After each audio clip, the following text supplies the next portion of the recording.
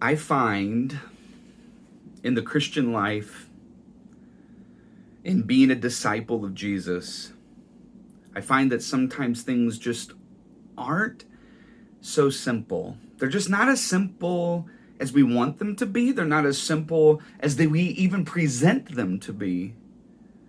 I understand the heart behind the statements that we make that say things like, the gospel is simple. That the gospel of Jesus Christ is simple for anyone to understand. And yet, in our emphasis of making the gospel simple, I want to make sure that we're not making an enemy out of complexity. Here's what I mean.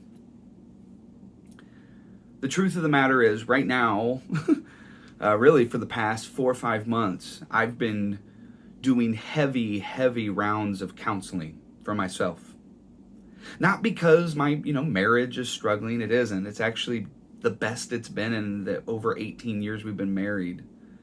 It's not because my family is struggling. It's not because I've fallen into some sort of sin. No, it's because there are things in my heart. There are wounds that go back 30 years that at times and by the Spirit's pace, I need to pay attention to uniquely. That I need to work deep at times with a professional to disentangle the webs of the wounds of my heart. And let me just be honest, it's complex in there. The way that the wounds have found a home deep in my soul, the way that they actually dictate at times different behaviors or different feelings, the wounds and the brokenness that I've experienced over the last 30, 35 years of living are so deeply interwoven into my being that it takes a lot of nuance and a lot of complexity and a lot of time and a lot of effort to disentangle, to heal. And as I was wrestling with being at the counselor for 4 or 5 months and still feeling like that I'm struggling with some of the same things in my heart, all of a sudden I just exasperatedly said, this is more difficult than I thought it was. Transformation. And frankly, a lot of the times transformation is more difficult than we even pretend on Sunday mornings in our sermons and in our lessons. We so emphasize that the gospel is simple that we forget that Jesus, a lot of the times, doesn't seem to agree. And I couldn't help but come to, as I was reflecting this morning, I couldn't help remember John chapter 6, where Jesus doesn't seem to think that simplicity is all that it's cracked up to be. John chapter 6, verse 51, Jesus gives a really tough teaching. Jesus says, I am the living bread that came down from heaven. Whoever eats this bread will live forever. This bread is my flesh, which I will give for the life of the world. Verse 52, confusion ensues because this is a pretty complex teaching that Jesus just gave.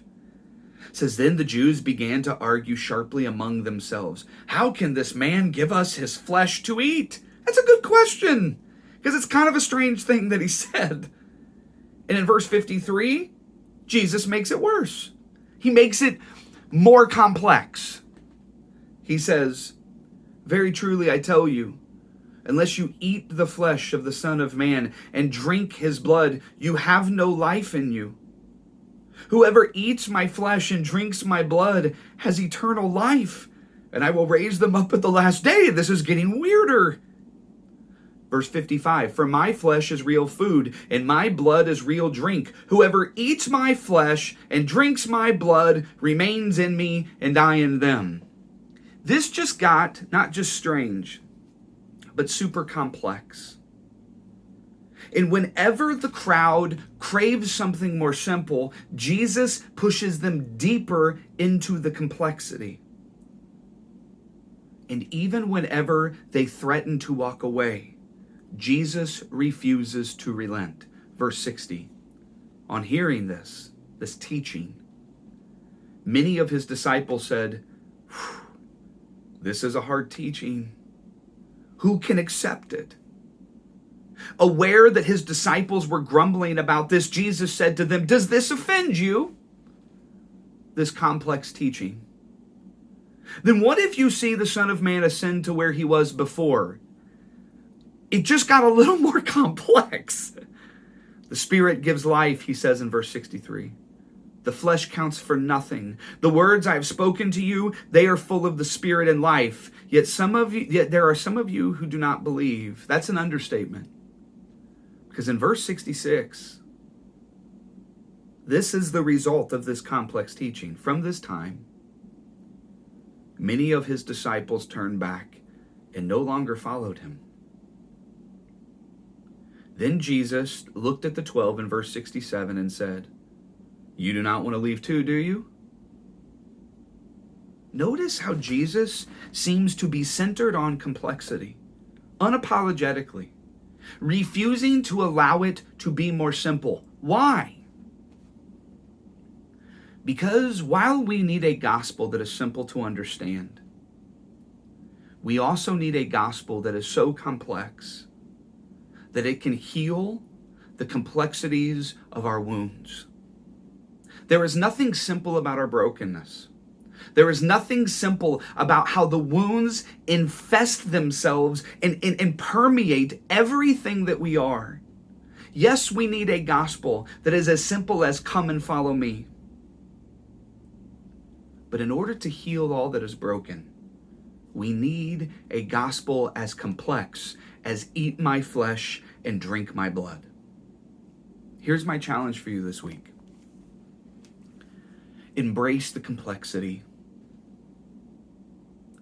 Stop giving yourself over to summaries, to simplicity, and to very nicely neat packaged solutions. Understand that we have an infinite God full of incredible complexity.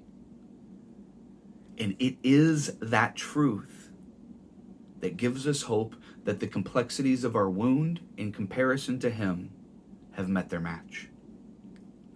I love you guys. Have a good week.